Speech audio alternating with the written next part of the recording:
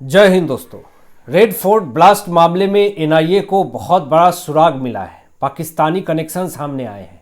कुछ दिन पहले जैसे मोहम्मद आतंकी संगठन ने एक बड़ा ऐलान किया था कि हम महिला शाखा बना रहे हैं, महिला विंग्स में बहुत सारी ऐसे महिलाओं को शामिल कर रहे हैं और उस संगठन का नाम दिया जमात ए मोमिनात।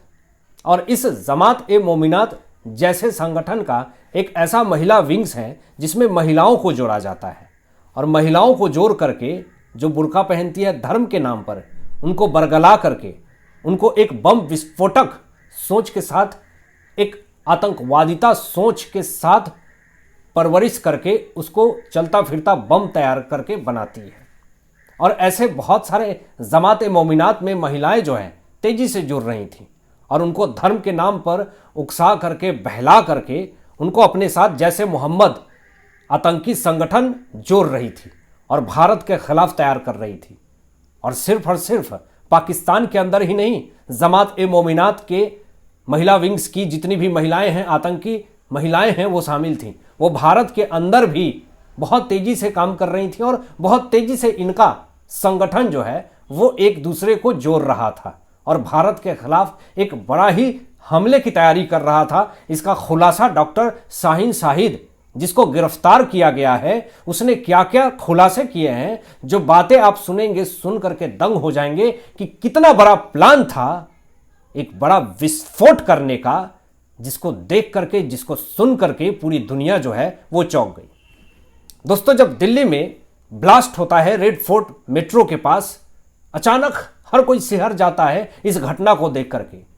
जब जांच होती है, इस बीच लखनऊ की जो डॉक्टर शाहीन शाहिद है उसको गिरफ्तार किया गया और जब ये जांच किया गया, जब पता किया गया कि ये डॉक्टर इसके नाम के पहले जुड़ा हुआ है, लखनऊ की है, योगी बाबा तो छोड़ेंगे नहीं। और जब शाहीन शाहिद को अच्छे से खातिरदारी हुई, डंटे पड़े, तो पता चलता है कि ये तो जैसे मोहम्मद की गुर्गी है, जैसे मोहम्मद के लिए काम कर रही है। ये जमात ए मोमिनात महिला विंग्स की आतंकी आकाओं में से एक है और ये किस तरीके से गिरोह काम कर रही थी और किस तरीके से एक बड़ी साजिश का पर्दाफाश हुआ है और एक बड़ा आतंक फैलाने की कोशिश करी जा रही थी। ये जो डॉक्टर शाहीन शाहिद है, इसके ऊपर आरोप लगा है कि ये महिला आतंकवादियों की भर्ती करती है और आतंकी नेटवर्क तैयार करने का पूरी तरीके से आरोप है डॉक्टर शाहीन शाहिद के ऊपर। और ये जो आतंकी जमात ए मोमिनात की सदस्य है, इसके कार से AK-47 गोला बारूद बरामद हुए हैं। एजेंसी ने जब पूछताछ करी और जो सच्चाई इसने बताई, उसको सुन करके हर कोई चौंक गया, क्योंकि इसका प्लान जो है वो बहुत बड़ा था, बहुत बड़ा धमाका करने का था। दिल्ली में धमाके के बाद जो बड़ी खबर दोस्तों सामने आती है, कुछ लोग हैं जो आकाओं हैं, वो पूरी तरीके से कलेजा पीट रहे हैं, क्योंकि दाढ़ी वाले, टोपी वाले के ऊपर कार्रवाई हो रही है और मामला कश्मीर से लेकर के पुलवामा और पाकिस्तान तक पहुंच चुकी है।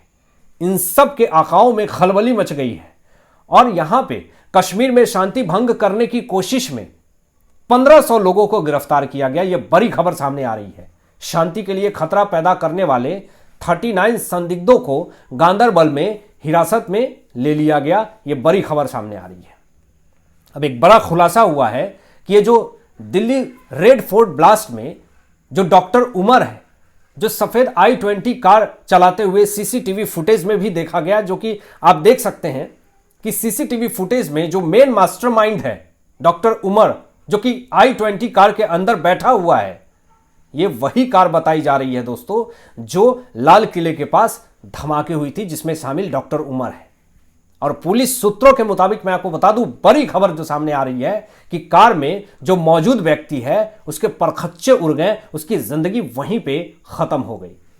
अब यहां पे जो डॉक्टर आतंकवादी जमात ए मोमिनात की जो सदस्य है महिला विंग्स की, शाहीन शाहिद, उसने जो खुलासे किए, जो बात कही, उसको सुन करके आप शॉक्ड हो जाएंगे कि डॉक्टर शाहीन शाहिद जैसी जमात ए मोमिनात महिला विंग्स की और न जाने कितने सारे आतंकवादी हैं जो अभी ऐसे खुलेआम घूम रहे हैं, जिसको आप जान नहीं सकते हैं, जिसको आप समझ नहीं सकते हैं, उनकी कितनी बड़ी टेररिस्ट मानसिकता है।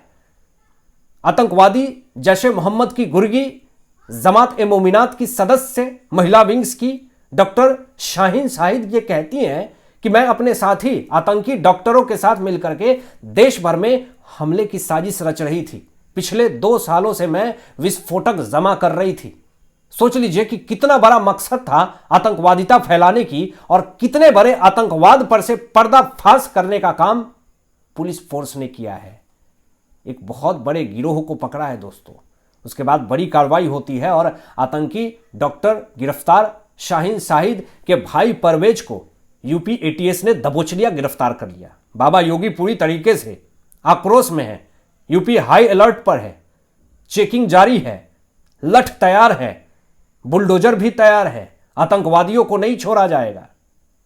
फरीदाबाद से लेकर के दिल्ली से सटे इलाकों, हरियाणा से लेकर के उत्तर प्रदेश, पंजाब से लेकर के कोलकाता और महाराष्ट्र तक हाई अलर्ट पर है। और जैसे मोहम्मद के आकाओं को तकलीफ हो रही है और जिस तरीके से कार्रवाई हो रही है, दबोचने की प्रक्रियाएं शुरू हो रही है, बचने वाला कोई नहीं है। अब मैं आपको एक बड़ी खबर दोस्तों बता रहा हूं कि कुछ दिन पहले आपने सुना भी होगा कि गुजरात में 3 आतंकवादियों को पकड़ा गया था।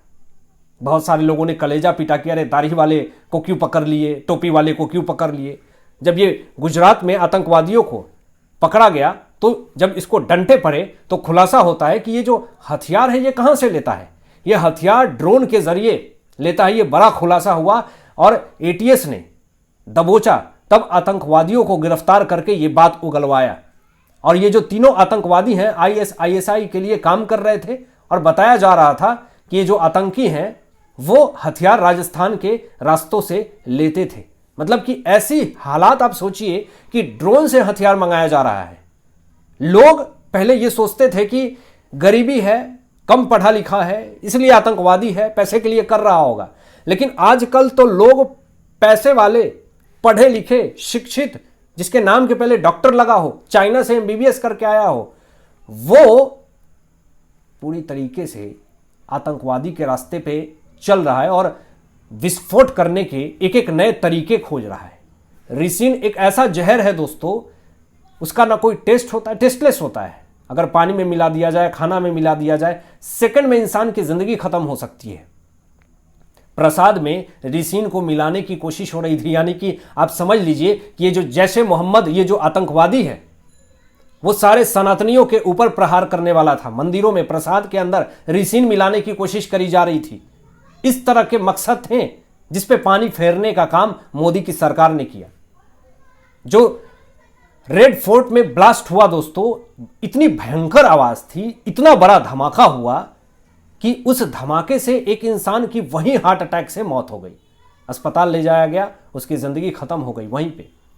दिल्ली में जो ये ब्लास्ट हुआ, नरेंद्र मोदी जी भूटान में एक बड़ी चेतावनी देते हैं और ये कहते हैं कि किसी को नहीं बख्शा जाएगा, सारे तार जोड़े जा रहे हैं और जो भी इसमें दोषी होगा उसको कड़ी से कड़ी सजा मिलेगी।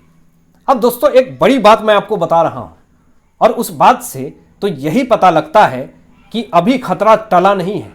ये आने वाले समय में और बड़े खतरे हो सकते हैं। जो 10 तारीख 6:52-55 पे जो ये घटना हुआ, red fort Lal Qila metro के पास जो ये धमाका हुआ, ये पैनिक अटैक था जैसा कि दावा किया जा रहा है। हमला बहुत बड़े करने वाले थे लेकिन अचानक पैनिक अटैक हुआ, माहौल खराब हुई और वहीं पे बम विस्फोटक हो गया। खुलासा तो ये हुआ है कि जहां पे ये घटना हुई, जहां पे ये ब्लास्ट हुआ, दिल्ली के करीब सहारनपुर और फरीदाबाद में आतंकवादियों ने 2900 किलो विस्फोटक इकट्ठा कर रखा था। 2900 किलो विस्फोटक एक जगह होना मतलब कि पूरे दिल्ली को तबाह करने जैसा है। पूरे दिल्ली को उड़ाने की साजिश थी, मतलब कि ये दावा किया जा रहा। अब सोच लीजिए कि ये जो टेररिस्ट है उसकी मानसिकता कितने उचले स्तर की हो चुकी है, वो कितना नीचे गिर चुके हैं। वो अपने बदले की भावना में इतने ज्यादा झुलस चुके हैं कि वो उस 72 हूरों के पास जाने के लिए अपनी जिंदगी को नरक बनाने के लिए तैयार हैं। अपनी जिंदगी भी जा रही है और 72 हूरों तक भी नहीं मिल पा रहे हैं। हालांकि आपकी क्या सोच है इन तमाम विषयों पे अपनी विचार व्यक्त कीजिएगा और मिलते हैं लेटेस्ट ब्रेकिंग एनालिसिस के बाद। तब तक अपना ध्यान रखें, ख्याल रखें। सत्यमेव जयते। जय हिंद।